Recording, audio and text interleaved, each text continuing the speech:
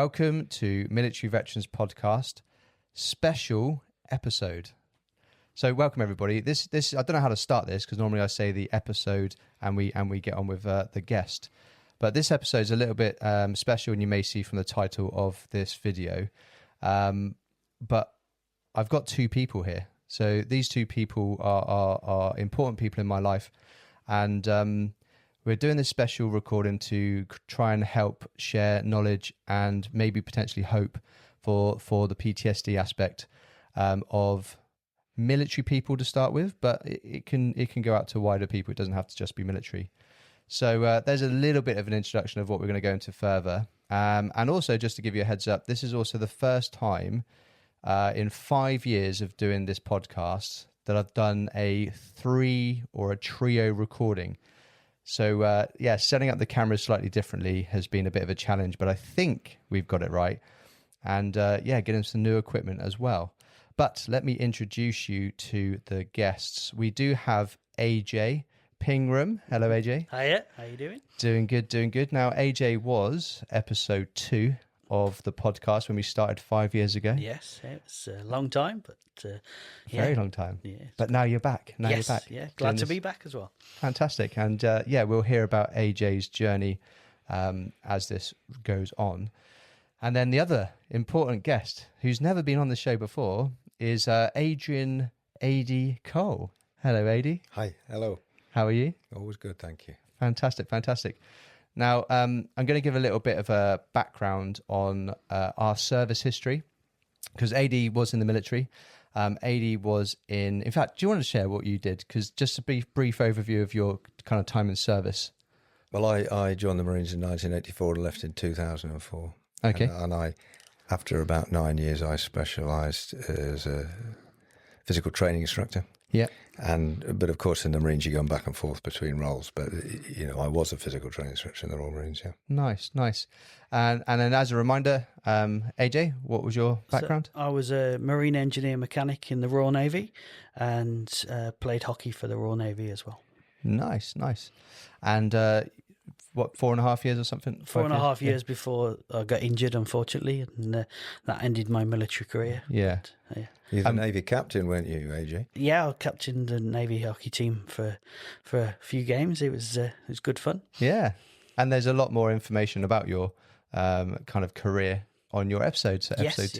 So you can check that out. And as a overview of me, I was in the Royal Engineers, British Army, served 16 years, and came out as a sergeant, and then started this podcast 5 years ago in 2020. So we're gonna get going with this special episode, and I think as it's PTSD based, where do you guys think we should dive into first? Do you reckon a bit about AJ's background in regards to PTSD? Yes. Okay. Yeah. Okay. Yeah. So my PTSD wasn't directly military action based. It was while I was in the military, and happened to do with terrorist organisations that I unfortunately wandered into, and into fundraising events, and there was a drive-by shooting as well. My situation with getting injured ended my military career, which had a massive effect on my self-confidence and where I fitted in with the world. And I ended up I've had 12 operations and ended up using alcohol and painkillers as a coping mechanism. Going many years ahead now, I'm sober and not on any painkilling medication. And I've had lots of different therapies from different military charities to help with PTSD and anxiety, depression, and they were all good. But the analogy I used was I was wrapped in a blanket, and my PTSD wasn't cured. It was just the symptoms were treated, and then I met this amazing man over here, and my PTSD is gone, and I'm on full recovery mode. So it's exciting times. Yeah, thank you so much for sharing. And I think that then puts a spotlight on why we're here and why we're doing this recording. And it is on the work that AD's been doing over quite a few years. But I guess I'll share my kind of journey in regards to PTSD and how I crossed paths with AD. And then AD, you can take the spotlight and share a little bit about your work, if that's all right. Mm-hmm. So yeah, my PTSD, I didn't know I had PTSD when I was in the military or even when I left until a few years later. And the short part of it is it was a flashback from my time in Afghanistan as a teenager. And that was really what scared me, and I didn't know what to do. And that actually stemmed from trying to protect my dog. That then spent years kind of seeking help from charities, from the NHS, all of that kind of stuff. Then thought I had the control on it and understanding of what the main triggers were, and coping mechanisms, kind of like what AJ just mentioned. And also like what AJ just mentioned, the blanket around it. And so just carried on with life, and it all got a little bit too much in 2024, and I kind of lost my cool with people at work. And at that point, I realised that something wasn't right. By this point, I'd lost my granddad, who was like a father figure. I'd also lost my dog, who even today is a real important part of my history, and I still get emotional talking about him because he was so important to me.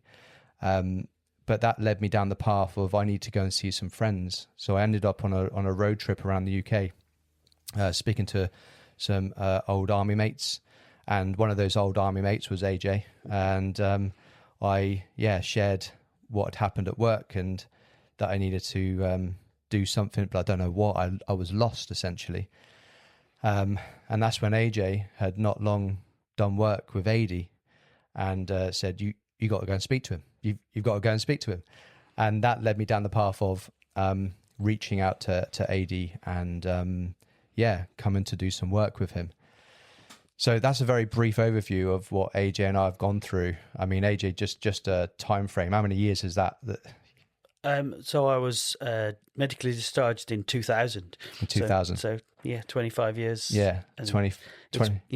Of being sort of patched up and sent on my way, and sort of continuously with it just keep reappearing every year or so. Yeah. And then it got to the stage where I just put a post on social media, on LinkedIn, unknowingly saying that I wasn't looking for sympathy. I wanted people to be aware of veteran suicide. And now I know that it was because I was feeling suicidal. And AD contacted me with a message saying, if you want help, I'm here. And I now know that it was a cry for help. So it's good that he's here. Yeah. And I think we'll dive into it very, very, very, very shortly. But I think the key thing is that the work that we did with AJ and I both walked away, kind of feeling much more confident in ourselves, kind of like had a clear focus of our next steps in life, and what that PTSD journey was all about. So we wanted to put a little special episode together to kind of like share that we've gone through that, come out the other side with a much clearer focus and a much more appreciative outlook on things, and maybe more of an understanding on things as well. And this is what I meant at the beginning, giving knowledge and hope to others out there that may be suffering with the same thing. And so if you are wanting to give up the PTSD, and we may touch on that of why I'm saying give up PTSD, because some people like to hold on to it because maybe that keeps them closer to people in the past. I don't know. It could be their own reasoning. But if they do want to let go of that PTSD and maybe have a bit of freedom, maybe a bit of understanding of what they've been going through all these years, then some of the work that AD does can give you that. So with that, shall I hand over to you, AD, with how you want to explain maybe how you got to where you are today with the work you're doing, and yeah, we'll see what comes of it. Yeah, it's as you know, with me, the challenge will be to keep it succinct. Uh-huh. But really, I got into this world, and thankfully it's not through a conventional way of conventional training of psychology and psychotherapy. And I say that because that would put me in the paradigm that exists at the moment, of not fully understanding what's going on, I believe. So I came in from another way. I came in through the world of rehabilitation of wounded, injured and sick soldiers or service people, because I was asked maybe 15 years ago now by a friend of mine from the army who I knew through the adventurous training world, and he said he was employed by Leeds Met University, and he got in touch and said, "Lady, we're putting some people together to set up a thing called Battleback at Lilleshall." There was an existing Battleback organisation at Headley Court, and they were expanding it to Lilleshall. Anyway, I went along for the, to be one of the instructors and help out rehabilitation through sport and adventurous training. And the guy who was paying for it was an old naval commander by the name of Steve Jackson, who is relevant. A great leader, I felt, but he was working with the British Legion, and he saw an opportunity to use money from the British Legion to do this work. And it was a lot of money, and they employed Leeds Met University to put together a team of people. And I was involved with several ex-Marines and other people, civilians, to set this up. By one way or another, I ended up being asked to run the pilots to gain them, and we ended up getting the funding. It taught me lots, because I knew next to nothing, of course, about PTSD or, rehabilitation, really. And I looked in, I got involved in it, of course, and I was running these pilots. But that was my first introduction. But people, we realised pretty quickly, or I realised pretty quickly, certainly I did, and I know others did as well, that we weren't really doing what we thought we were doing. Whilst there was great results, in terms of feedback, it was the best thing people had ever done in their whole 30 years in the military, things like that. Actual change wasn't occurring at the level that I wanted or I thought we could achieve. And of course, we weren't really allowed to do therapeutic work because that was the army. Wanted to handle on that and their services. But really in the world of PTSD, the heavily guys coming back from Afghanistan, Iraq, and then those sort of people, there was obviously a need for more. And out with the NHS, if you like, these things were being developed. Just like after the Falklands, blast injuries and gunshot wounds were treated differently after the red and green life machine on the Falklands. Hence, after Iraq and Afghanistan, people were developing quickly because of the need for things. We need to, and in the First World War, things like hypnotherapy and involving the subconscious were used. But anyway, I ended up being pointed in the direction of somebody who was effective. And in going to train with this person, I got told in no uncertain terms, really, that if I thought I was going to learn it without doing it myself, that was another thing coming. And there were more F words involved in that. And because he was actually understood that I was going for my ego and wanted to be good at something, I had no real intention of involving myself in anything to do with my subconscious, which is where the action is. And this is really what we're talking about. That's why I sort of agreed to do this, and I want to do this to spread the word that there is a lot more that we can do with what is considered to be incurable complex PTSD and things like that. With a lot more we can do, and actually, in many cases, eradicate it for a person. So that was my journey, and I had such a big change through getting rid of what I didn't know I was carrying, which was nothing to do with, I didn't have PTSD. I saw very little action in a Northern Ireland. That was it in my 20 years. But that's not really the point.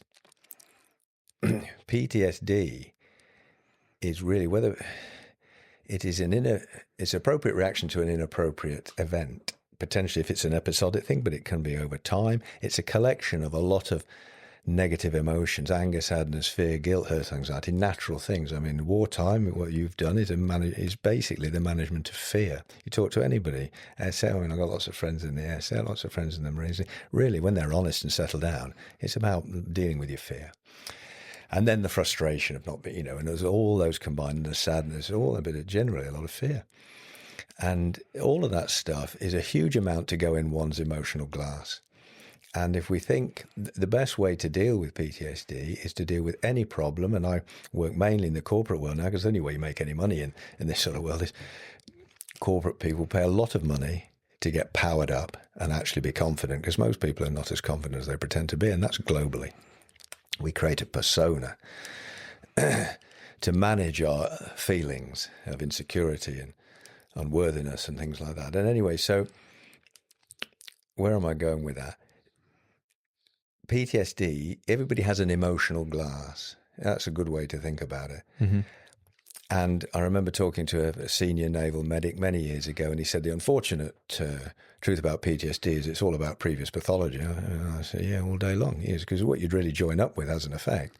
I mean, when I started hearing about PTSD, to use that term, I mean, shell shock was the old phrase and things like this, was that he said this previous pathology, when I first started hearing about that, you know, people were saying, well, you can get PTSD straight away, or it can come 15 or 20 years later. But what model explains that? The emotional model will explain that, in the sense that if we've got a glass, they've got capacity. Everybody has a different size glass, and it's got different stuff in. When people join up, often they've got quite a bit in. And so a big dump of emotion in there, because what we experience in life we store, and that's a very important principle. What we feel, and generally we store, especially if it's heightened. Emotion to the subconscious mind is as light to the camera. That's an old quote from the late 17th century, I think. And so when we experience stuff, that goes in the glass, we get a huge dump of something in, and, you know, heightened emotion. If we've got capacity, maybe it's not going to overflow all the time, but some people, they're already topped up. Mm. I know people that join the military and join the Marines. I know one particular guy who's putting his dad's head through a plate glass window as a teenager. Now, that's a lot of anger and a lot of rage. And people have been abused, or people have been maltreated, or parents divorced, or difficult upbringings, all that sort of stuff is already in the glass of many people, whether in the military, whether in any services. I mean, PTSD is not, you know, confined to the military, of course, or those symptoms are not. And people use the word trauma and throw it around. Oh, that's not traumatic. I know you should say the word trauma is another misused word. If it's traumatic to the person, it's traumatic. And it could be a simple thing. Anyway, the point is we collect all this stuff. The trouble is, or the interesting thing is, if we don't create all this stuff in ourselves, all this feeling, our response to the world, if we didn't create the energetic response or the emotional response on purpose, then we've got to accept we created it unconsciously or subconsciously. You can use those words. They're virtually interchangeable. You can argue the slight differences, but I prefer this word subconscious now. And therefore, understanding that if the subconscious created it, it can uncreate it. That is a simple fact, because the subconscious is part of us, and it's fundamentally designed to keep us safe. It's going to keeps our heart beating, keeps all our bodily functions, extracts the oxygen from the intake of the gases that we take in, expels what we don't need, sends the T cells to fix talking about your point, AJ, whatever the name is, it sends the parts of the body to fix things when they're broken. It kills many diseases. We've got an immune system that's working all the time until it stops in some cases, to keep us safe. That's what the subconscious mind does. Everything we're doing we're not conscious of is done subconsciously. And is it magic? No. There is order and a system to it. What it really needs is the right fuel and energy, of course. And unhappy people get ill quicker than happy people, because we're actually talking potentially about the word energy, which is a bit of a turn off for many people. It would have been for me 15 years ago. I said, get lost with all that. But actually, we're really, let's be honest, we're talking about the universe is just energy. I mean, the real universe, not the imaginary, it's just amount of energy. Anyway, so it's all that stuff. We call it emotion, but feelings. Anyway, all of that stuff stored in people, and you get a huge stuff in, and every time we get a flashback, or you guys get flashbacks, or used to, things like it's affected the subconscious saying, pay attention, this needs resolving. The most a human can do, really, and the most of the therapies, nearly everything that is offered by the NHS, and most conventional things, because they have to go through the world of science, which puts the brakes on things, it works in the conscious. And that is where the problem lies, because really a famous man in the 80s, a quote by a guy called Milton Erickson, said the only time a person's got a problem is when they're out of rapport with their subconscious mind, so they're out of touch. And what does that mean? You guys will have heard me explain that before, but you hear it on a daily basis. When somebody says, for instance, it's not like I'm upset. It's not like I'm upset, mate. It's not like I'm angry. Not like I'm embarrassed. It's not like I'm scared. Those sort of phrases, they are those things, and they've got that feeling, but their conscious persona denies it, because they've created a conscious persona to face the world, and they're dominating their own subconscious mind. Like the guy that said to me, I've got a problem making a decision. I said, well, how's that a problem for you? So I want to get it wrong. So he's in line with himself. How's getting it wrong a problem? Don't want to fail. That's in line. Then I said, well, how's failure a problem? He went, oh, failure isn't a problem, is it? You've got to fail to learn. Now he's out of touch with himself, because actually it is a problem for him. And when we explored that, and I can explain how that is a problem and why that works, if it was necessary. But anyway, so the world of PTSD, approaching it from a working model of the subconscious mind, which is what I'm keen to promote, the working model that allows actually us to do something about it rather than just theorize. Then once we approach it from that aspect, it is the symptoms of PTSD are easily or relatively easily dealt with, relatively easily. People come here for 2 or 3 days and have a complete change. Does that mean that all the work's done? Sometimes yes, sometimes no, but it's about commitment to a change in everything that they do in many ways. The biological, the psychological, and the social, to use those models. We do the psychological here, but you got to look after yourself socially, hang around with the right people, positive people rather than negative people, keeping it simple, rather than the moaners. You got to be around people positive that have gratitude for life and what they've got rather than what they haven't got, so on and so forth. And nutritionally and exercise, and all this balance required in life to look after oneself. But that's the same for any human. Anyway, why am I here is to let people know that if they really want to deal with their PTSD, despite many people saying it's incurable, even some of the very senior psychiatrists that we get involved with, but they're trained in old ways of thinking. They're very intelligent people, well-meaning, and of course highly academic and everything. But if they were to sit in a room and watch somebody get rid of their problem, maybe to change their mind. And I am continually trying now in my 60s to influence the influencers. I'm trying to go back to the Royal Marines. I've been talking to the ex-Commandant General recently, and a person senior within the charity world, and trying to get them to to understand that there is more that the Marines can do, although they do a huge amount and they're brilliant. But they're a fast-moving organisation, and I want them to use that, for instance, to pick up on a working model of the subconscious, which would not only enhance their training methods, but also they're dealing with people within the service and also dealing with people, out with the service, who they really look after. The Marines is brilliant like that. I've come to appreciate them much more now than when I was in. So, yes, the way to deal with PTSD is to get the conscious mind to understand it's no longer helping by keeping hold of the emotion which it created to protect, and it'll let that go using the right conditions. And also the end result of that work, as with any emotional release work and belief change work at the subconscious level, the end result of that are many things, but one of them being confidence. Yeah, it allowed me to get out of my own way. I feel like I can achieve whatever I want to now.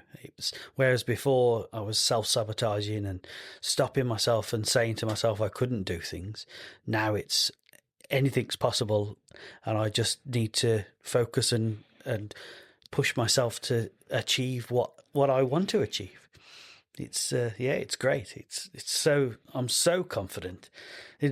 Me and Gav both said we walked out of this place after working with you 10 feet tall, and it's amazing how well and how much more open to the world that you are once you've got your subconscious cleared out.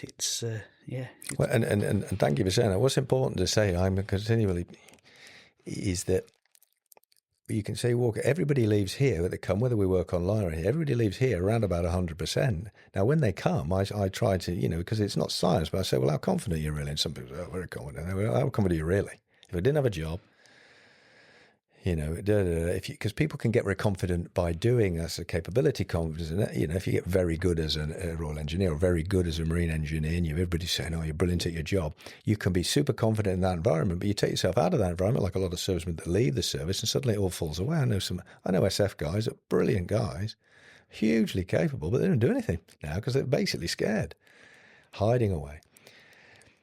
And this is common across the world, but basically, most people, and I've,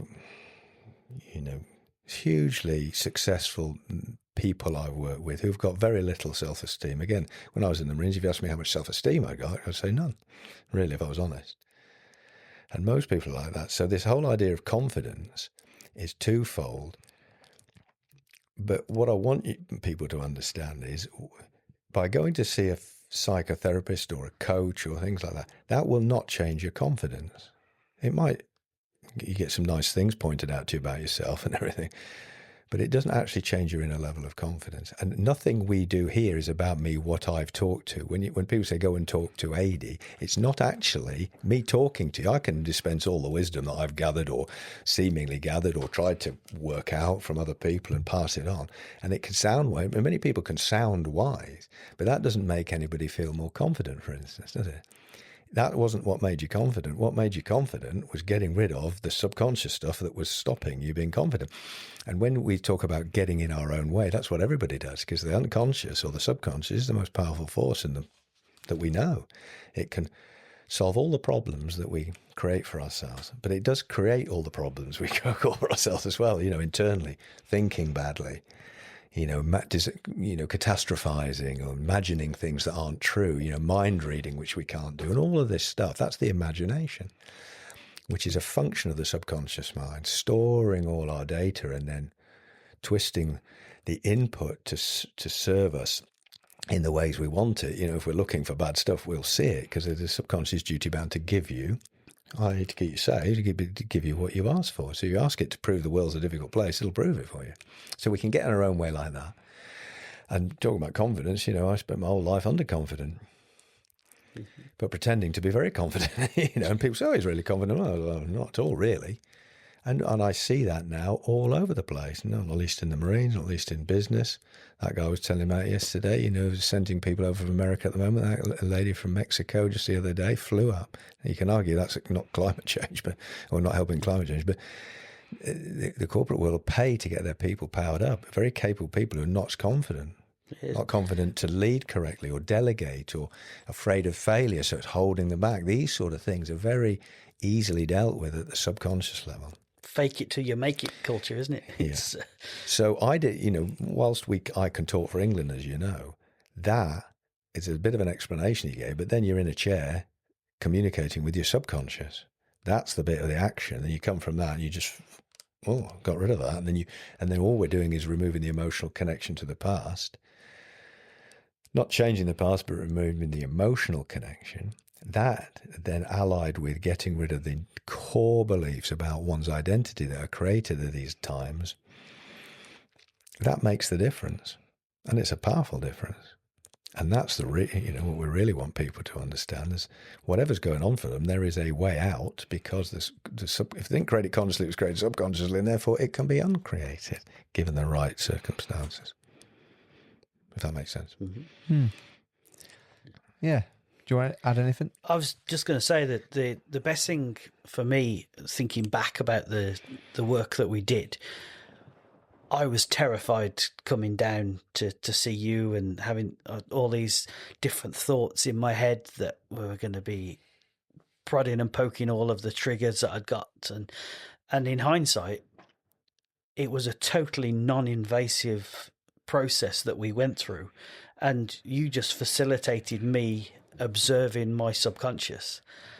And that conversation I was having with myself is what the process was. And it was about sort of convincing my subconscious that I didn't have to be afraid anymore, and all of these things that were trying to protect me within my subconscious didn't need to happen. And once those were removed, and that's the enlightening part of it. It's great, and it's not scary. It's not traumatic at all. And so if anyone's listening to this and thinks, I'm too scared to go and do that, I am proof that it's not, well, we are proof that it's not scary, and there's no sort of harsh environments or difficult things you have to do.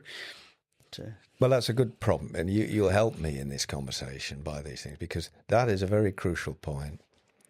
If you mention the word subconscious, imagine me going to, with my false confidence, going to see a guy that is going to teach me how to work magic with people, which is not magic, it's helping, it's logical work. I am going all confident to learn it, but my subconscious is terrified of going anywhere near it. So he pre-frames that. So if anybody's sitting here thinking, so he knows what's going to happen, because actually what really happens is when someone's out of line with themselves, out of rapport with their subconscious mind, there's generally a failure to understand the subconscious agenda. There is always there's a Harvard Business Review in this thing behind me that was sent to me when I did a conventional coaching course by another ex-Marine officer, actually. Why people don't change. The real reason, and it talks about the competing commitment of the subconscious mind. You can call it the alternative agenda, but the subconscious mind is a different idea. You might want to change consciously. Everybody out here, if they are listening to this, who's got PTSD, consciously says, I want to get rid of my PTSD. But their subconscious doesn't, and they don't know it because it's subconscious to them. And it will give them every plausible reason not to go near anybody or anything that is actually going to change. They will allow them to go and do all the therapies that are not going to change. What you didn't do, what you did here, you guys, you wouldn't class as therapy, really. But the effect is therapeutic. And it's the effect that all the other therapies are seeking to have. So, of course, but the word subconscious, all the SF guys and people like me would be going, all the other people like you going, that's where the demons are, I don't want to get in there. But also the reason you were terrified when you came, and that is normal for some people, not everybody, but normal, is because the subconscious is creating that terror. We could call it anxiety. We call it a worry. I'd rather ban the word anxiety if I could. I didn't know the word anxiety when I was growing up. It's just, if you had worries, they were worries. Now, if you've got anxiety, you got a problem. No, and that's half the battle. Now we think there's something wrong with us. Anyway, so you come with a terror or a feeling of terror, and you didn't create it consciously. Therefore, it was created subconsciously. What is the purpose is the question, because there's always a positive purpose by the subconscious, or every behavior that we create and everything the subconscious does has a positive purpose. It doesn't always achieve it. It's what they call maladaption. It becomes maladaptive. But the anxiety is designed to stop you coming. Why? Because it doesn't want you to change. It's got you where you were. The subconscious has got everybody exactly where it wants them. It thinks it's keeping them safe. But the subconscious is a very powerful force. But you're in a child, effectively. It's a very powerful child that's arguably 14,000 to 140,000, depending on who you listen to, times more powerful in terms of the data it can process per second or per hour or whatever. So we're fighting ourselves. That's why we're our own worst enemy. You come, it's trying to stop you coming, but because you're in enough pain, if you like, you carry on and you're determined, because the pain of coming is less than the pain of not coming. So you come. And because the alternative agenda is, what are you going to have to find out? What are you going to have to stop doing that you like doing? Or what are you going to have to start doing that you don't like the idea of doing when you get rid of your problem? And we didn't ask you that question. We didn't need to, because you came. But a friend of mine recently, I say a friend, he's a very wealthy man. He started off with one taxi. He's now got 70 or 80 taxis. He's a hard-working, super entrepreneur, really. Like a lot of people in the military, this guy wasn't in the military, but he's no education because he messed that up, but but very intelligent like you, Guy. Although you're a serious academic now. But anyway, he said the same. He said, come for his, get rid of his fear of flying. I said, well, I'll come and do the rest while you're here. But he committed to come and see me for a couple of days, have a reboot, which is what we do really here, reboot the system, get rid of all the negativity. Anyway, he said, I was terrified driving here, so nearly didn't come. I said, well, think about it. What's going on? And he said, well, I don't know. I said, well, think about it. You did not create that anxiety consciously. It was created subconsciously, therefore. He said, what's the purpose of it? What do you think it's designed to do? He said, I don't know. I said, well, what's the first thing you're going to have to do when you get rid of your fear of flying and get rid of your problem? He went, fly. I said, there you go. That's the subconscious agenda. It does not want you to fly, so it's going to stop you getting rid of a fear of it, which it put in place to stop you.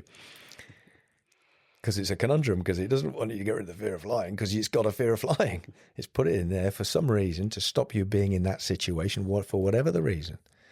All I had to say to him was, well, you don't have to. When you get rid of the fear of flying, it does not equal you have to fly. You don't have to run out and buy a ticket. It just gives one choice. So everybody, where change is concerned, the subconscious is afraid of what happens when change is going. So it doesn't want it to happen.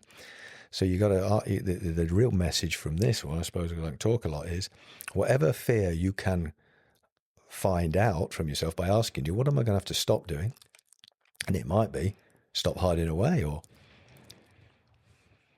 stop being secluded, or it might be stop talking badly about myself, or it might be I have to start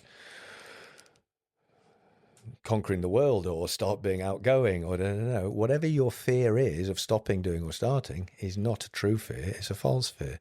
When you get rid of your problem, you don't have to do anything. You can carry on as you were, it's just that you have choices. One woman that came here said she was, all over the place, and I said, what are you going to have to start doing that you don't like the idea when you get confident? And she went, oh my God, I'm going to have to leave my husband. You could see how that, her underconfidence, she felt the first thing you have to do, you have to leave her husband. But she couldn't leave her husband because she was so underconfident. So all this. So all I said was, no, you don't have to. You probably put up with him a lot better and put him in his place properly when you get confident. But this is the biggest thing that stops people changing in the whole world. There's two things. I said one of them is the underlying subconscious agenda that they naturally don't have any idea of because it's subconscious. It just takes a very simple question. And the other thing is revealed by the question, what you're going to have to stop doing. That talks about the gain that you guys know about now, but I didn't know about until, and it's never mentioned by anybody that comes here that's been through the NHS system or anything that has not worked. They've never actually looked at what do they gain for their problem, which is a thing called the secondary gain, the positive reward for a negative behavior or a negative situation. And that is known by all the medical people, the concept of it, and it should be, I'm assuming it's taught in psychotherapy, but on a very minimal level, it seems. But it's in my experience now, from talking to psychiatrists and psychotherapists, very few people understand how it plays out in real life. The secondary gain, nobody had asked one of the Navy's most difficult patients. They couldn't work out what to do with her, but nobody had asked her what the alternative agenda of her subconscious mind was, and what the gain. The gain was avoidance of a situation, so she was never going to get rid of the problem. Nothing they tried was working, no matter what, because the subconscious put a block on everything because it had a different agenda, and it was getting too much attention, too much avoidance, too much punishment. These are lovely things that the subconscious likes and will hang on to a problem if it's getting these positive gains. And I can explain more if it's necessary. But anyway, so thanks for prompting me there. The whole thing about this, there are many ways to work with the subconscious, but some of the ways we got going on at the moment are so clean that nobody has to come and moan about their problems or anything. We don't have to get too into detail. They're not roaming around in their subconscious mind like you would do with ayahuasca or something like that, or some of the psilocybin, I think, and things like this that worry me, those things, because I know somebody who's paying $500,000 for an MDMA trial at the moment, or pounds, charity. And they've said it's all medically, people, doctors and all that. And I go, well, why would you need doctors? Because it's dangerous. If your selling point is you've got to have doctors, and the world's first licensed ayahuasca clinic that one of my special forces friends was saying, well, my sister's bought me a trip to here. What do you think? Costa Rica, world's first medically licensed ayahuasca center. Beautiful, like an American medical centre, you know, with a shaman and all this. But its selling point was it had 2 doctors and a helicopter on standby. And that's worrying, isn't it? Because I said, well, he says, great, look at that. I said, well, why would they need it? That's your worry. But when we dealt with my fear, the memory we went back to was my first day at primary school. And that's where the whole of my fear base started. And like you said, if you think of a pipe with flames, you put out the first flame and all of the other flames go out after it. Well, that was my first flame for fear that my body subconscious remembered. We observed it, and it was about the teacher. It wasn't about me. But that was as scary as it got. And it's amazing. It's Well, and that is another way of looking at it. So I offer that analogy because it's the way I sort of think. Again, we're always working with models. But there is a root cause for our fears, frustrations, sadnesses, and sometimes it's completely unbeknown to our conscious mind, but the subconscious knows where it starts. It's like the analogy I use, of course, is clouds. Sorry. We don't have a cloud, no matter how much water vapor's in the air, without something to condense onto, some impurity in the air. And it's a bit like emotion. Normally, when we can resolve emotion in the moment, i.e., if we start to feel frustrated, we can get in touch with our resources of calm and understanding and perspective, then we resolve and just stop feeling frustrated or stop feeling afraid by using perspective, or what's the worst thing can happen, relaxing. And so we change our feeling of afraid or frustrated into calm and relaxation. That is called resolution. If we're doing that in the moment naturally, then this is a normal way to do it, using our cognitive abilities in line with our subconscious. The captain of the ship, if you like, is controlling the crew nicely and not dominating. Then all's well. But if we're not doing that, that's because there's a bind in the past. Now, you can go to certain people. I had a client here once that said, every time I get a bad memory, I used to go to my therapist and we'd clear the memory up. And I go, flipping heck, I'll take you forever and 10 lifetimes. All you have to do, really, because the way the subconscious mind works is there's a kind of a frequency to it all. I could draw things. Do you want to draw things? Well, yeah, I'm just. So we've got a little setup where AD's got a little whiteboard. Sometimes AD likes to draw. So we thought we'd give it a go. Because there's a bit about if this is the present. It's just like we can tune into the energy or the frequency of the anger, the sadness, the fear. You could do it individually, you could do it all together, and you can go back to the root cause, which is just a speck sometimes. So you recognize the root cause. Many people don't. I don't. Sometimes when I've done this work, you just have to trust the subconscious.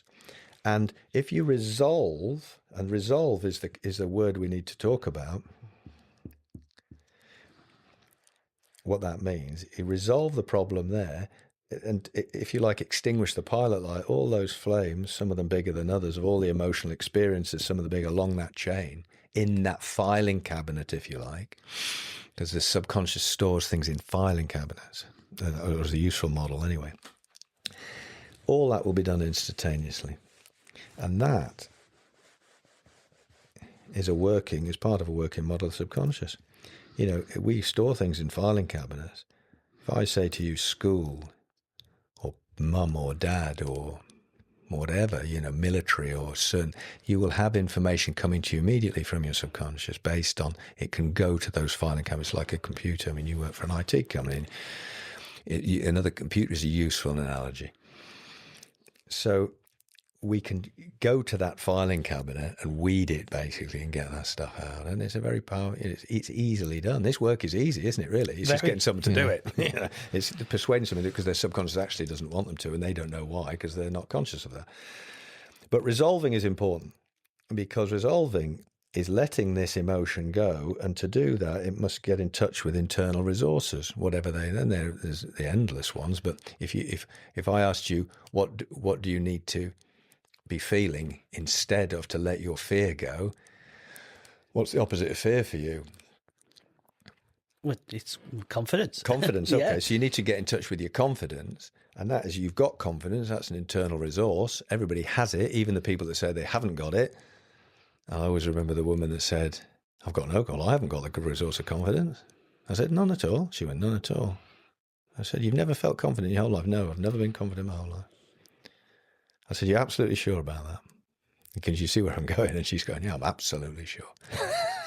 I said, you sound pretty confident to me, you know, because so that's why I was playing with it, obviously to make it a bit of a joke around it, to prove that she was absolute surety that she had that is a feeling of confidence. So she's got it, she just wants accessing it in the right time. So this work is about, like in any coaching, it's about accessing your resources.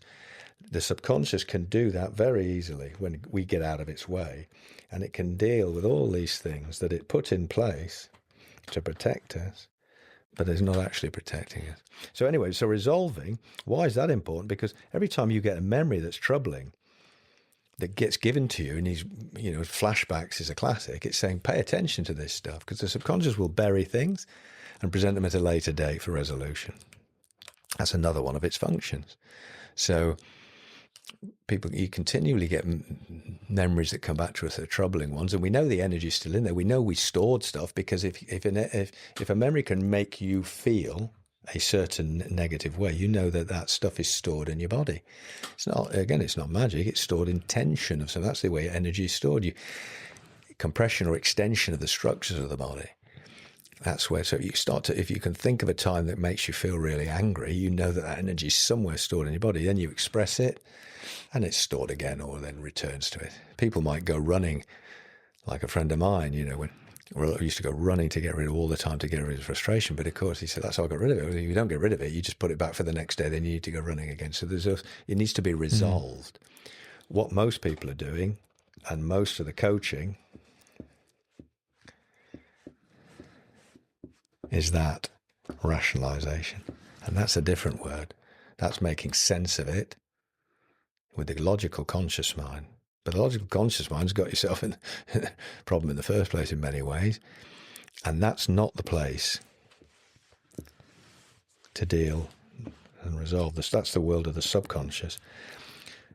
People often think they've dealt with their past problems because they've made sense of it, like the guy that said to me recently, well, you know, my dad used to beat me, but he said, we're best friends now. I've had it out with him and we understand, and he's apologised. You know, the big hugs and tears. And I understand that his dad used to beat him, you know, to toughen him up or to make sure he behaved properly and all of this sort of stuff. And they've talked it out, rationalised it, made sense of it. Now they're best friends and drink in the pub together.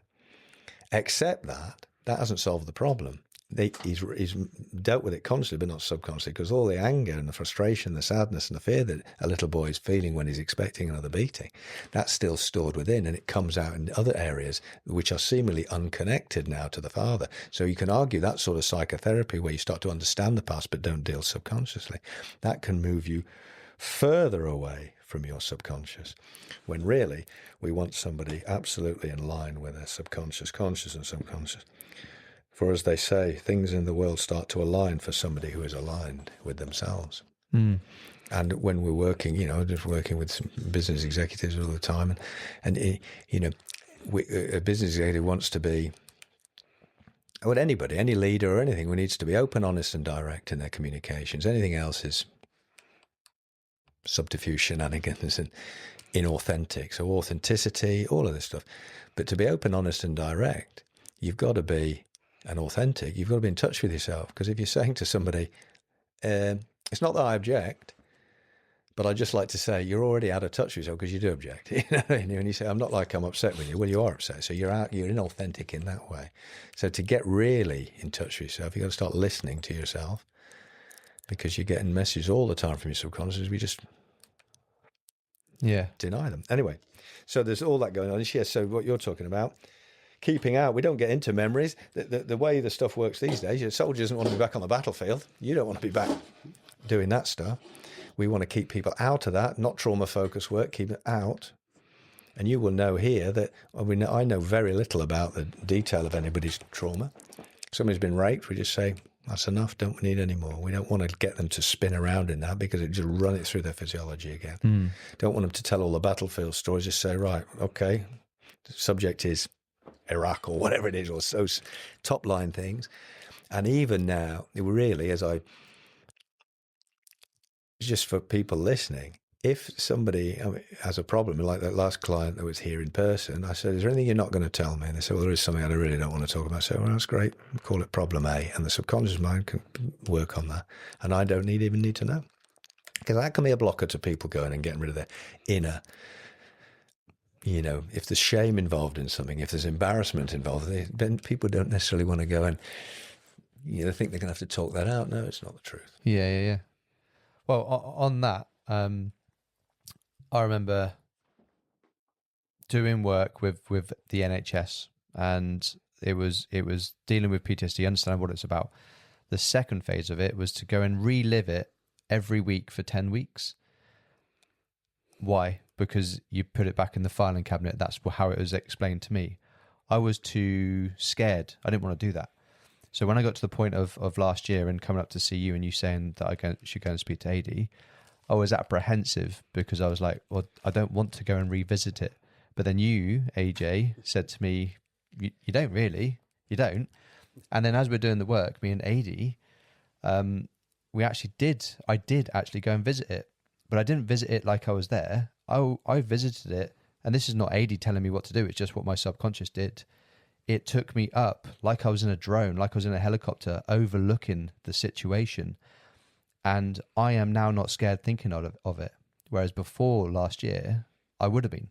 And depending on how strong I was feeling that day, I would have maybe been emotional, maybe been angry, maybe been whatever. But now I can picture that. People can ask me a question about it, and it's not scary to talk about it because I've experienced it with the subconscious at a high level. It's like I'm up high. I can see everything.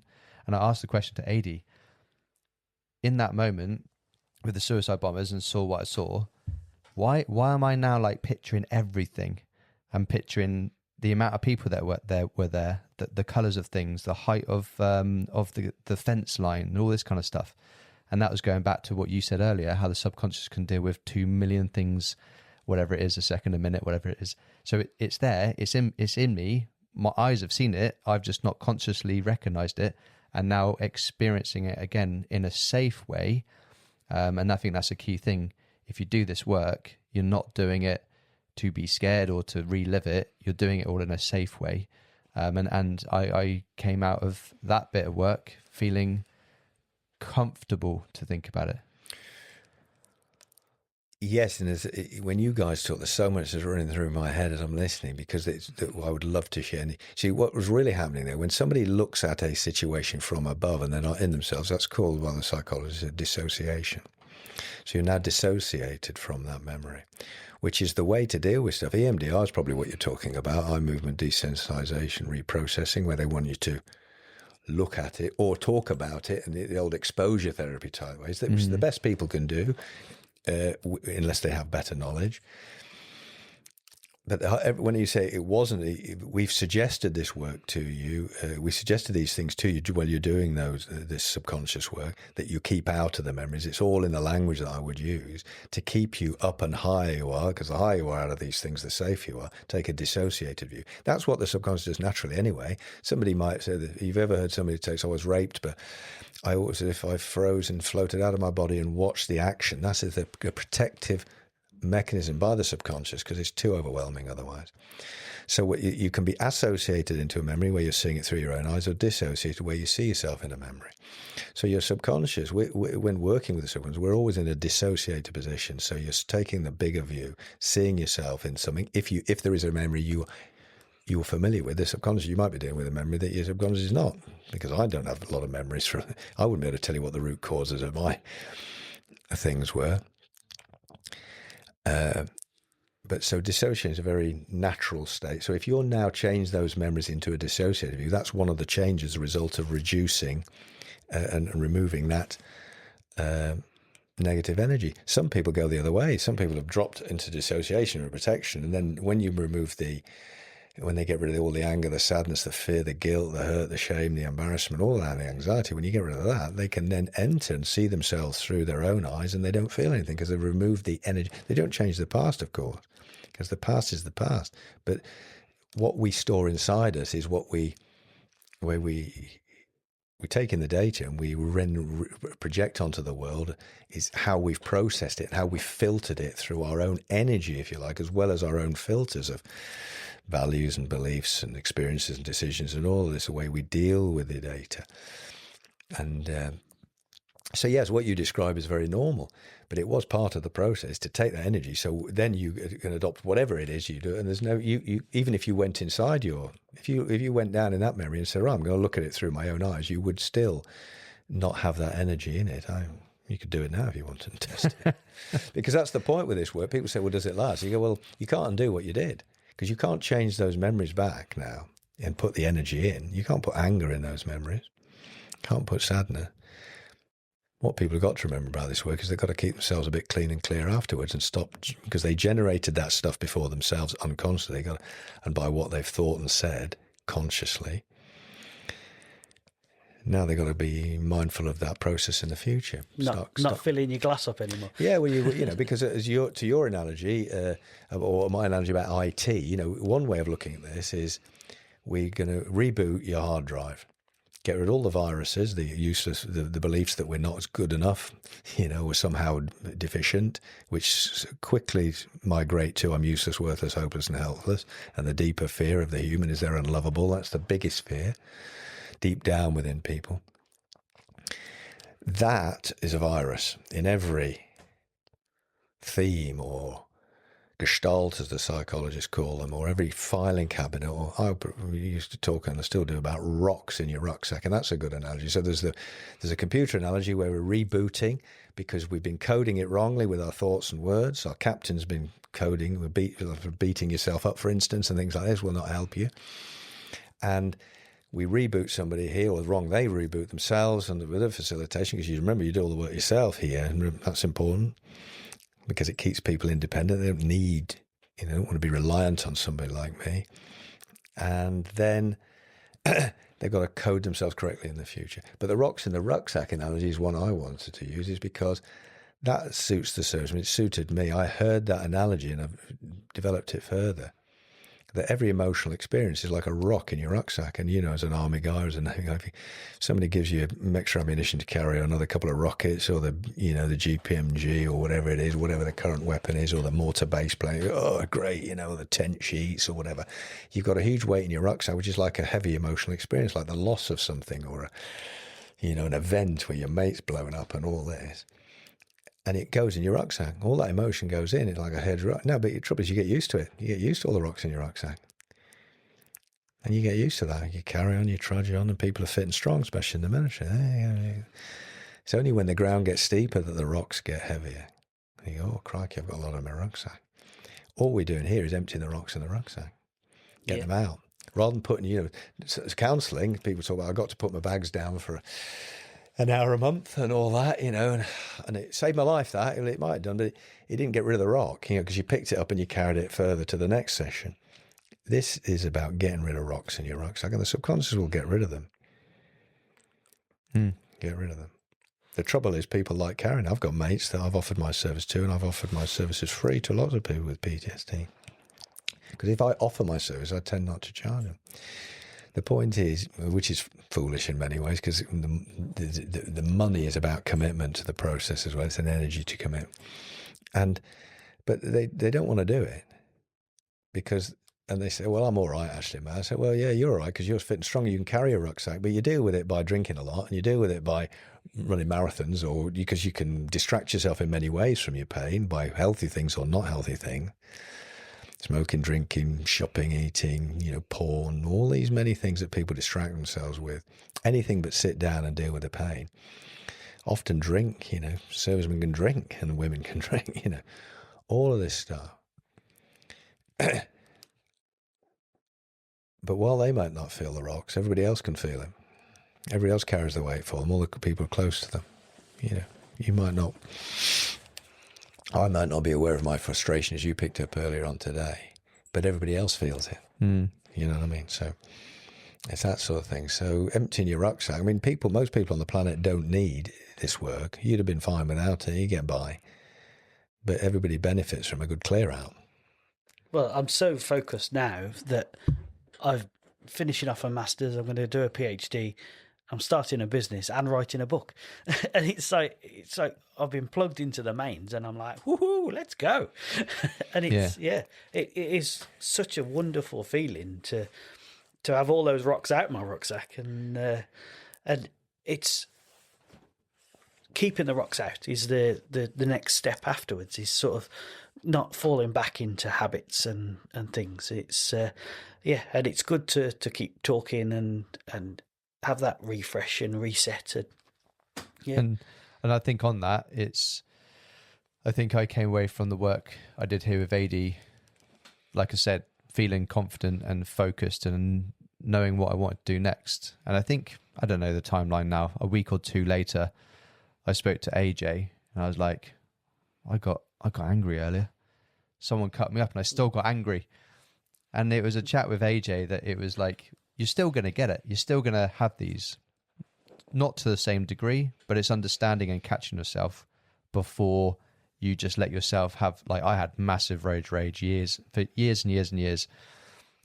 Sometimes ridiculous ways of me acting out because someone cut me up. But it's now having that understanding of being able to cope with that, because you're not going to be able to control the world. People are still going to be people. The world's still going to be the world. But the way that you deal with it, the way that you absorb it, the way that you process it is greatly improved from the work you do through the subconscious work.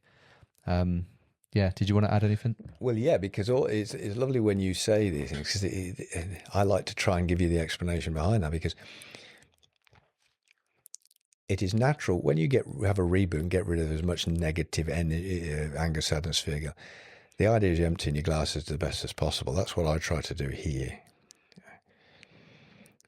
or facilitate that process. That does not mean you're never going to experience negative emotion, because it's a natural process to emote in certain ways. It's natural to feel sad when we lose somebody that's close to us. It's not appropriate to be sad so many years later necessarily, although people think it is. So they want to hang on to the sadness because they think they're letting somebody down if they're not sad, but actually it's much better. That person wouldn't want them to be sad. That turns into sadness for self, which is self-pity in the end, because the lost person 20 years down the line wouldn't want, there's all that going on. But we naturally emote, and we naturally feel frustration, which is the mother of rage and anger. So we can be frustrated in we want to do, or we're frustrated with other people, or if we choose to let them, because we want really people to take charge of their emotion and choose emotions that are helpful to them. That's the keys of staying on track afterwards. Being a responsible adult, and in by definition, a responsible adult is responsible for what they feel. They don't let other people or people cutting them up make them feel a certain way. That's a handing off of your personal power, if you like. So these are all concepts, as you know, we talk about. But really, when our anger is released, it's normally when somebody challenges our values. Not by speaking, I'm challenging your value, but just if somebody cuts you up, how is that a problem for somebody?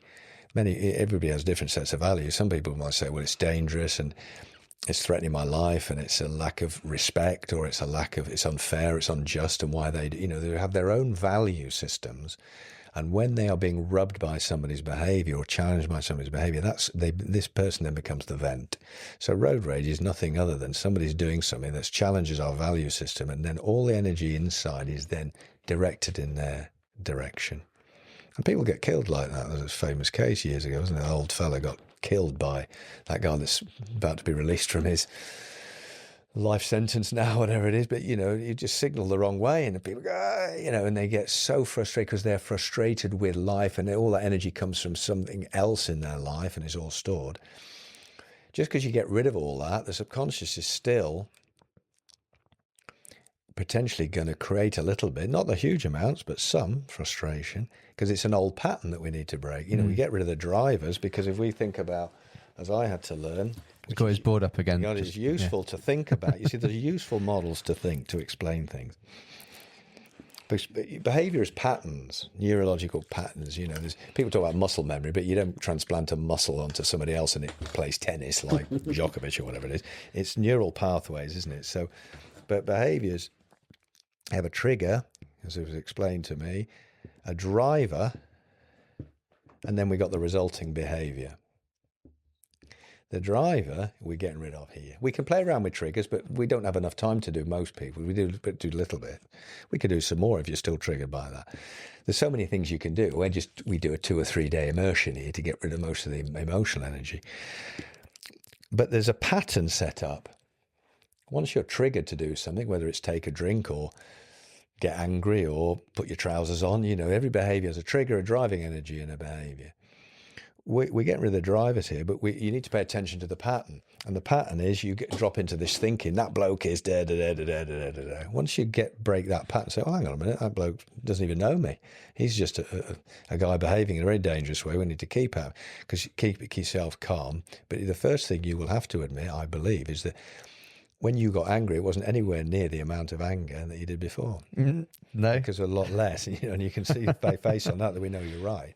So but you see, what's going on here as well is, excuse me, this is where we're still touching now on the biggest elephant in the room, in the whole of the change world, is what stops people changing, again, is linked to what they gain. And your anger was punishing that man for his sins. And when you're subconscious, when you're negativity or your pain or whatever's the problem, if it gets to punish somebody for their problem, then it'll keep it. Because the gains, you see, change really, this is where, is useful for people, is useful for me to think this way when I learnt it. Change, proper change, needs pain. That's the truth of the matter. Loads of people, say, oh, I need to come and see you, or I wish I wasn't this, I wish I was more confident, I wish I could speak in public, wish I wasn't nervous about this, I wish I didn't get so angry. But they're not in enough pain to actually change. For something to change, the pain of change must be less than the pain of staying the same. You have enough pain. You don't tie your shoelace. You don't bend down to tie your shoelace, as I always think, until the hassle of bending down and stopping what you're doing and tying your shoelace is less than the pain of keeping it. Say, if you think, well, I'm going to trip up or something like that here, or going to get picked up by some agent, or whatever it is. I once went up Ben Nevis, spent 8 or 9 hours climbing on Ben Nevis in a pair of trail shoes, and it was something niggling me in the front of it. Because I'd gone up to start this is a story. I'd been up to ice climb with a friend of mine. And I thought, actually, I reckon we'd probably do a rock route, and I could do it in my trail shoes. So I ran down a few 500 metres, take my boots out, put my trainers on, ran back up and carried on. Spent the whole day on Tower Ridge, coming down, and then down Castle Ridge. Something niggling me until I found out, but I never took my shoe off because the hassle of doing that was stopped because I need to be back for 4 hours in the military time, But I had £4 of change in a set of keys in the front of my trainer. But it's a classic. We don't change. Nothing. Nobody. If you think about change, anybody listening, nothing actually changes until the pain of change is less than. The government did not change or, go back on their policy recently until the pain of the change, the embarrassment of the backtracking or whatever it is, was less than the pain of the bad publicity coming their way. But you put that on anything. Now, plenty of people are enough pain, but what also you need to change is hope. I gave you some hope. Said, well, you come here, you can get sorted out. And it was enough, whatever we got going on was enough to get you here. Because you had enough pain. You've been in enough pain for a long time. You just didn't have the hope. Yeah. Similarly, you've been in enough pain. You meet AJ and said, oh, go and see that guy. He gives you some hope, which helps the rapport process, the trust process. But what you really have to do as well, which is most people never pay attention to this, you have to be able to give up, not pain, but gain. Give up what you gain. And everybody gets a gain, or most people get a gain. And the gains come, the secondary gains outside the conscious awareness, form of attention, avoidance, and punishment. And that's a way to categorize the gains. If we're getting attention for a problem, this is the problem with a lot of difficulty with the service people and people like me. I was getting, when I had a bad back, I was getting a lot of attention for it. Why wasn't I getting better as quick as I could? It was because actually part of me liked the attention from all the physios, unbeknown to me, because it's outside of our awareness. And attention from other people in the form of sympathy we talked about, As they say in the Marines, sympathy comes between shit and syphilis in the dictionary. Mm-hmm. And the humans, nothing we teach here, as you know, is not known for thousands of years by humans because it's just human nature. We can just put psychological terms on it and pretend, it's all new stuff. It's not new stuff. Your granny knew it, your grandfather knew it, and people before them knew it. Once you get into terrible twos of children spinning around, if you pay attention to them, they're going to carry on, so you ignore it. If somebody's moaning all the time and you always listen to them and join them in the secondary gain relationship, you poor thing all the time, they're going to keep moaning. So this whole sympathy idea, sympathy is a terrible thing. It's appropriate. There's nothing wrong with it, except it keeps people, it's right to be sympathetic in at the right time, in a funeral, at the right time to show sympathy, but consistent sympathy all the time will hold somebody in a space, keep them on the sofa, not doing anything. So we want empathy, which is a positive thing, rather than sympathy, which is a negative thing. If I've got a blister and I come to you as my sergeant in the Marines, I've got a blister, sergeant. And you go, you poor thing, let's have a look at it. Get your foot up, I'll fix it for you. You're feeling all right. Now I'm going to keep coming back with my blisters to the sergeant, aren't I? What really happens is, we're going to charge him, or they don't, but, it doesn't happen like that. What you want, sympathy? What an empathy would look like is, that's tough, mate, that, isn't it? Yeah, cause that yourself, by not looking after your feet. We'll show you once more how to fix it. Now don't do it again. And if you do it again, you're a liability, because you're a liability already. And they make it difficult. It just gives them empathy. That's tough. We know what it's like. But we put the responsibility back on the person to solve them. And then they get on with it and get better. If we pour sympathy into somebody, which has happened with a lot of service charities, now we're heroes. And they're heroes for being ill. It keeps them ill subconsciously. And they've got to give that up to get better. So, this is back to this idea. It takes courage to get better. It takes courage to do what you did and get rid of stuff because it got potentially a lot of benefit. Not least you had thousands of followers, 10,000 followers on LinkedIn, who would react favorably to a post about your pain and your suffering.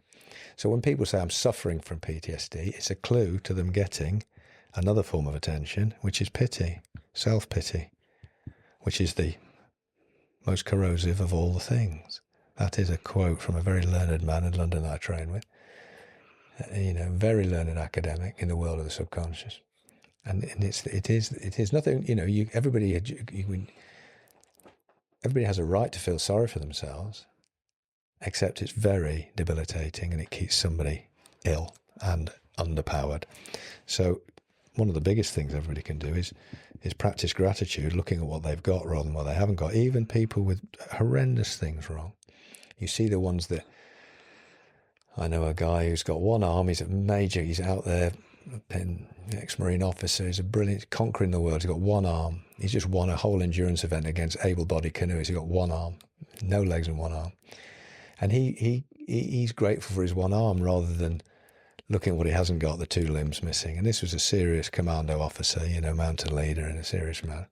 He's now gone on to do great things by focusing on what he can do rather than what he can't do. And this is the idea of becoming a survivor rather than a victim.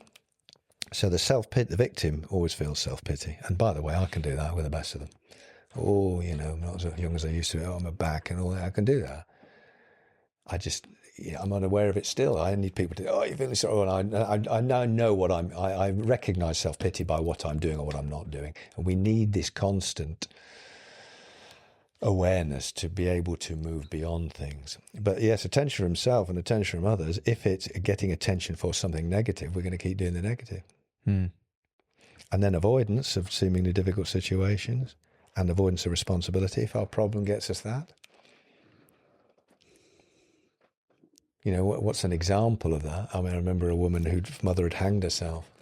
And every time anybody tried to comment on the standard of her work, or every time she was challenged about anything, people would go, no, her mother hanged herself, And so she lived in this identity of an abandoned child and mother, who showed she felt worthless and unlovable because her mother had abandoned her and gone to commit suicide. Imagine what that would do to them. It's terrible, isn't it? Except that the adult kept relying on that as an excuse, and it gave her an avoidance of any responsibility. Anytime she didn't produce or behaved poorly or got upset, everybody let her off because So this huge problem. She was always going to keep it subconsciously because it was like the get out of jail for everything card. Yeah. Never going to get disciplined at work.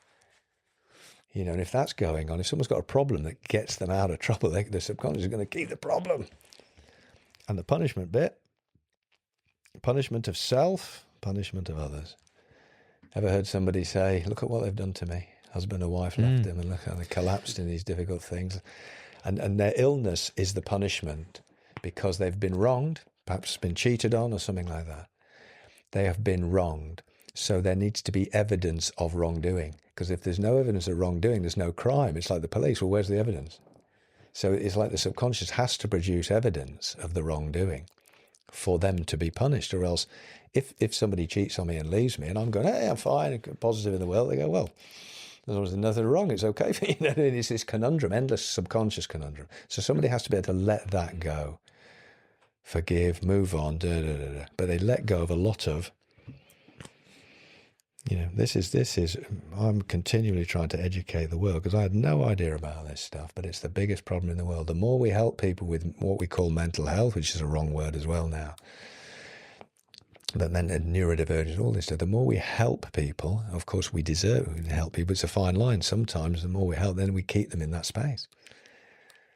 So it's a very fine line. Until this is made aware, the unawareness, the subconscious, out of our conscious awareness, once we make it conscious, then somebody has a choice. Are they prepared to give it up? Because not everybody will change. Even if we take away all their pain, if they're not prepared to give up what they gain, they will not make long-term change. So this is the journey, to use that overused word, but it is a journey. We're on going through life, a journey through life. And you can either go through with this stuff, or you can try and grow beyond it. Recognize this in ourselves, which we can all capable of doing. Constantly being aware of it and putting it to bed. Saying no. And, because you'll be honest, you're presenting brilliantly here, but every now and then you say, I'm feeling a bit of this and that. The truth is that if you look to one of these, it'll be in a bit of you talked about a bit of avoidance. If you say, okay, I'm not going to do that, I'm just going to push through, you'll find yourself still able to push through a lot easier than you ever did before. And then you'll move beyond it as well. Because the subconscious won't keep giving you pain if you are not getting a gain. Not really. It might try every now and then.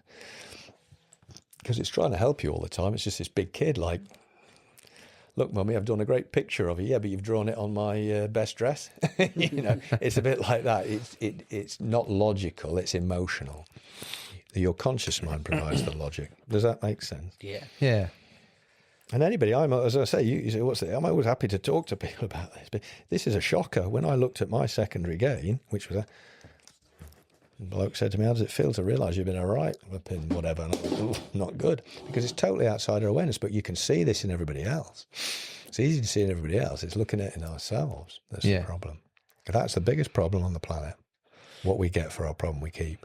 And this world is so kind that it's giving everybody unhindered help and titles and diagnoses and all these things. And then they become an excuse for poor performance, or if we get money for our problem, again, we're going to keep our problem. Things like this. And then there's now avoidance of having to go and earn it and things like this. So it's a really tricky world, the subconscious world.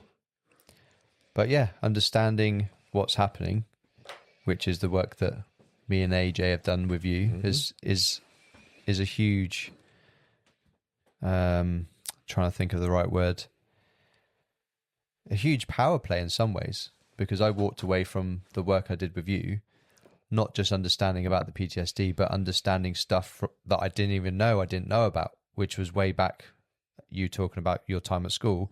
My time was leaving home at 16, feeling guilty for leaving my sister at home because, our dad had left and we were with a stepdad who wasn't our dad. But I didn't know until now, doing this work in my 40s, that I was guilty for leaving her at home, being a 14-year-old. I didn't know that. You weren't guilty, you just felt guilty. And that's the crucial thing. Is there we go. You've chosen to feel guilty. And that's what we want you guys to do, as well as and responsible to start saying, I chose to feel frustrated in that situation, or I chose to feel guilty, because that reminds them that they have a choice. Because actually, the one thing that the only thing that we can control, you mentioned the word control early on, so clear, and control is important to humans. It's only when it gets out of hand we're trying to, trying to control the uncontrollables. You can't control that guy's behaviour, although you seek to, in the car. But this idea that we can choose what we feel has to be, we do well to learn this early on. Most people say, oh, he made me feel angry, that guy. I made me feel sad when he told, and there's no power on earth the way somebody can wave a magic wand and make somebody do that. The analogy that it works well for some people is, and you were talking about some stuff last night, that the idea that we actually, because power is the right word, we can put many frames on the subconscious work, confidence, PTSD, but one of the big ones, and responsibility, but this whole idea of power. Every human is very powerful. It can control, lots of things. But most of us hand our power to other people. And the minute I've said, you make me angry, Dave, Dave's now got my power to make me angry, because there's no force that he can zap across the room. I've got to choose to feel angry. Does that make sense? So when people start understanding that, they suddenly become more powerful in their own world and be able to control their own self. It's very easy to say. You can read all the books that tell you that, and there's many, many books that will tell you all about personal development, all about how to be confident and all this, except none of them are of any value, really. You just learn information, but you still don't feel any different, because most of us have got a huge well of energy that's stopping. We get overwhelmed by this stuff. So you can learn all that stuff and then still get angry, potentially in a car, and then go, oh, I wish I'd have thought that, I wish I'd hung on to my own power. But the only way you're going to be able to really do that, if you've got too much energy inside you that's negative, or too much emotion inside you that's negative, is to get rid of it and then start again, and then set a pattern differently. So that's what people do here. You will be able to behave differently, or better able to consciously control and choose better emotions, when you get rid of this overwhelming force that used to overpower you in the moment. It's called hijack or overwhelm. The psychologists call it hijacked by your emotion. But yes, power is a good way to look at it. Yeah. Personal. Hang on to your personal power. Don't give them your magic wand. Hang on to it. Yeah. Don't let politicians or the world, you see some people saying, as you mentioned, troubled by the world. Don't let the world trouble you. Choose how you're going to feel. Choose to feel grateful that you're alive. Choose to feel those sort of, they can sound trite, but happy people, when you look at them, and generally, they tend to practice gratitude. And the world has known that for years. All the great religions practice gratitude. Whatever you think of religion, there's a way of making sense of the world. But most religions either pay back, or there's a philanthropy involved, or, I was brought up a Catholic, and you'd pray at night, mummy, and thanks for mum and dad, and mummy and daddy, and thanks for some food and a warm place to sleep. And now you're practicing already, teaching people to be grateful for what they got, rather than looking all around seeing what they haven't got. Yeah. For sure. And go for it. That's something that I do definitely on a weekly basis. If I'm feeling a bit down or something's got on top of me, I'll just sit in a quiet space and silently in my head list the things I'm grateful for, and wife, kids, house, parents, all the different things. And it's amazing how much better I feel just focusing on positives instead of any negatives in the world. Yeah. And it takes seconds, and it just. Actually, but if anybody's in a bad mood, anybody time you're low, one of the biggest things you do is just work out what you're gaining. And it's the biggest antidote for self-pity, and self-pity being the most corrosive of all things, the antidote is gratitude. At any given moment when you are feeling low, if you would just sit and go, what am I grateful for? At least I'm alive, got 2 limbs. I know, find somebody else with a bigger problem to focus on, and you feel that your energy will change. Your mood will, mood will lift. And it's mind blowing, really, how simple this stuff is. There's a whole, the whole well-being industry is a simple one, really, isn't it? If your granny knew it, we're making thousands of pounds, and people are making a huge amount of money writing books about very simple stuff. It's like the whole world's focused on trying to take a pill to lose weight or whatever. And if they actually knew how simple it was to take control of your life by working with you, it's it's better than taking a pill. It's just that taking responsibility for yourself in a totally like non-invasive way, and you just move on from there. It's onwards and upwards. Well, that's what we want people to do. I mean, that was explained to me. There was no way I was responsible. I didn't get into this till I was, approaching my 50s. And I had such a big experience. It changed a lot for me. But I had to realise I was a totally irresponsible adult. I was letting everything and everyone make me feel a certain way. And the analogy is crazy. I always talk to a friend of mine, his wife, they'd split up and she was saying, well, he makes me so angry. I said, well, how do they make you angry, Well, they just do. They just sat there in their flat, him and his new wife and missus or whatever. They just made me, how do they do that? Sort of, she's not responsible for her own feelings, And I was trying to explain. I said, well, how do you choose, I said, well, imagine a kid comes up to you and kicks you. I was trying to think of something relative to her work, A kid comes up to you, a teacher comes up and kicks you. What do you choose to feel? Well, I choose to feel annoyed, she said. I said, well, what else could you choose? I choose to feel scared. And I said, well, they're all negatives to put in your glass. If you like, you're going to top up your own glass. What else could somebody choose in that? It's getting smart then and using your intelligence. Everybody's got intelligence. The way I think about it, I say, well, you could choose to feel glad that the kid had kicked you to get your attention because you're not going to clout it back. You could choose to feel proud that the child had chosen you to get this lesson, to get your attention. That it's chosen you, it wants your attention from you. You could feel happy that you knew that you could educate this child if it wanted attention, not to go about it in a bad way. You can keep going down that line. And this whole idea of reframing the world, and again, that's a phrase that's used now. We've got to reframe, but people have been doing it for thousands of years. Every cloud has a silver lining. That sort of thing is your natural granny's reframe. All the wisdom is out there to keep yourself happy, except we tend not to use it. And one of this idea of gratitude. Now, everybody talks about bemoan social media, and of course, there is a very great negative aspect to social media, especially for young people, who. When we grew up, everybody was in the same boat, weren't they? So we're not, everybody's really, the people in your social circles, whatever they were, we tend to, there's only a few outliers. So most people were the same. So you're happy with what you got. But now everybody else in the world has got more than you, haven't they? Because everybody on social media for these young kids is living their great life, aren't they? Pretending. Look at me now.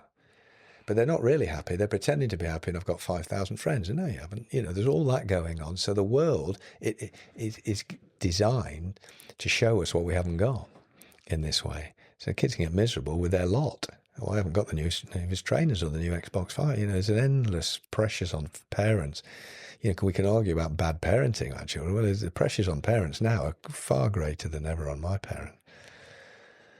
And that, it's unbelievable, isn't it? But so social media is wonderful for connecting people, but it's also it's a very detrimental effect on young people, and people are realising it now and trying to put the genie back in the bottle to a certain degree.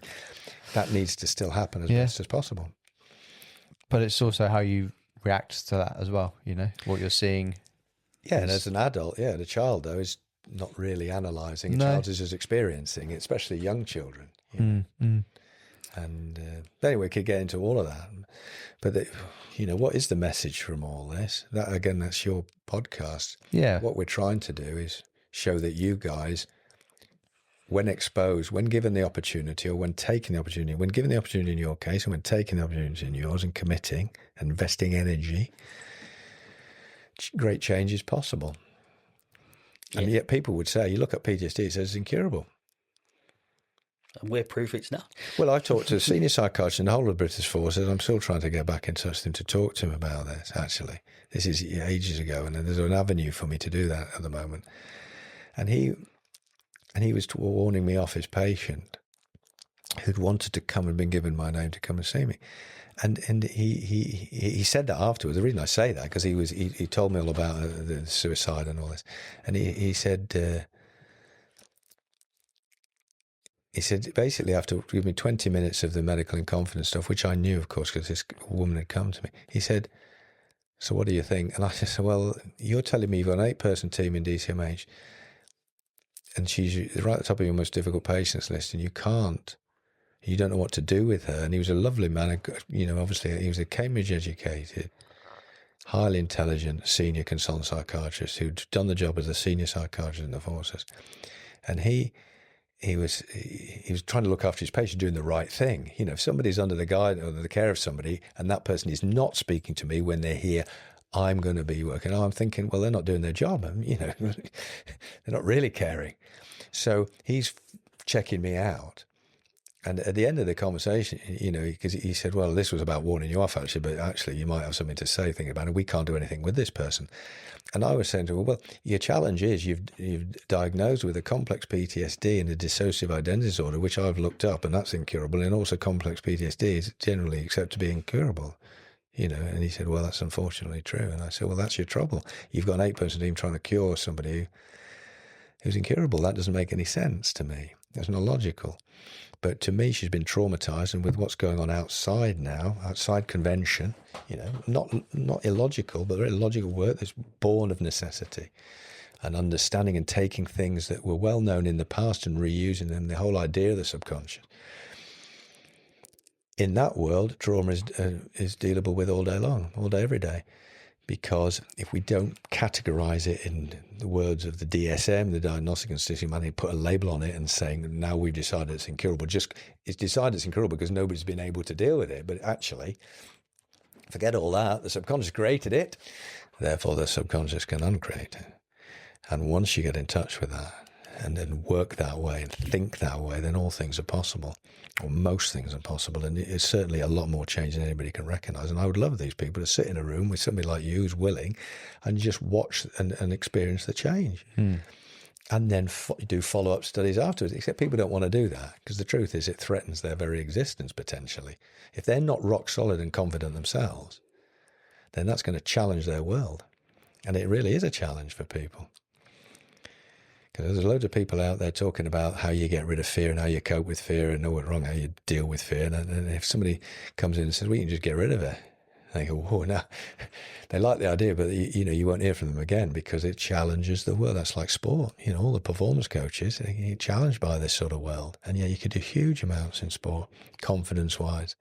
All the sports teams and people lacking in confidence, or the confidence going up and down, that's not really to do with the sport. Has to do with history, fear of failure, fear of embarrassment, fear of getting things wrong, letting people down, all of those things. Those things can be easily, if not eradicated, reduced to an acceptable level and a manageable level by the conscious. Because now you're in a situation, you guys, thinking about it, because I just think as I talk, as you know, you are in the situations now where you're got manageable levels of emotion that you can actually, if you really apply yourself, you can get yourself out of using your conscious, whereas before you were overwhelmed. Would that be true? Or yeah, false? definitely. Yeah. So, Yeah. We could go on and on, but the purpose and point of this was to give a little bit of understanding from your experience and knowledge, and from mine and AJ's experience of going through that. So I think this might be a good time to kind of pause, as we've been going for looks like an hour and a half. It's just flown by. That went fast, right? But I think, is there anything finally that you wanted to share that we haven't? That if people feel they could work with AD, get in touch and have a word with him, or get in touch with us. We are living proof that this works, and it's not scary and it's not painful. And it can really give you a life back. And it's so I would recommend everybody to do it, whether they've got PTSD or not. Just this man can help you work wonders with your own life. So it's, And even if that is just to boost your confidence before you go for a big interview or something. I don't know. That's it, definitely. But AD, final word from you. How can people maybe do next steps? Well, to me, it's not necessarily about generating.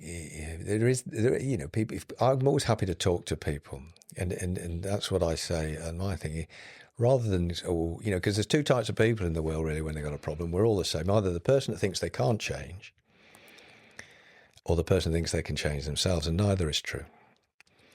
And I learned that from somebody else. Remember, I can. The point is, there's no downside for doing a proper reboot of your subconscious. It can feel like that, can it feel scary? But there's no downside for getting rid of negativity, if you like. It's only positive. When you do that sort of work and clear yourself up, get rid of your emotional baggage, people say, I've got issues, all that stuff. Whatever that language is, when you get rid of that, what you really get is choice. You get to settle down. You don't have to run out and conquer the world. You don't have to stop feeling sorry for yourself, because that sort of stuff feels good. But you can get awareness. You get control in your life, or a lot more control, even if things are challenging. And some people still have very challenging lives, even when they do approach like this. The outside world is challenging. It's just how they're processing it is different. But it's not just me doing this work. There are plenty of people seeking to work properly with the subconscious mind out there. But the idea of anybody listening to this is, if you want to change in any way, get more confident, get less scared, get more,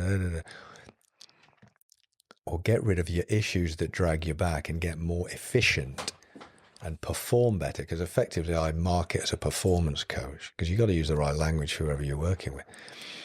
And if people want to do that, then there's safe ways to do it, and they can, they don't have to work with me, but I'm always happy to give people my time, because the bigger thing is, I've got children. I want them to understand this. They're all in their 20s, highly intelligent, lovely people, and I would love them to, before I pop my clogs, is to get them to understand what's actually available out there. And once people understand that change is possible, then we can make. So I'm always looking to influence influencers, and you guys, that's the original reason why I got in touch with you. One of the things was I knew I could help, but also you got some followers or people that listen to you on that, and you influence, or to whatever degree. So there's that going on. So change is possible. It's safe. It'll seem scary, but it's not. It's just your subconscious trying to protect you. But it's a little kid that's stopping you opening the freezer to get your ice cream because it thinks you're going to freeze your hands, but you're not really. You know what I mean? It's something, I'm making up a silly analogy. It's just overprotective because it's got that way. It can be re-educated, and it can then be your best friend again, rather than this, I'm getting my own way all the time. Okay. All changes. But thank you for the opportunity. No problem. No problem. Do you know your website off the top of your head? Oh, it's mindandperformance.com. Great. MINDAND performance.com. If people want to look, there's a homemade thing. There's got, main thing on is testimonials and a way to get in touch if you want to chat. I'm always happy to give my time to people who are interested and serious about changing. If they get serious, I get serious, Yeah, for sure. For sure. Yeah, certainly. And I'll pop some links down as well, within the YouTube link and podcast link. So yeah, it's been good. This time has flown by. But AJ and AD, thank you very much for being guests on the show. Thank you for having us. No problem. And you've shared some. Pleasure. Yeah, great. You've shared some great things. So yeah, perfect. This has been Military Veterans Podcast. Out.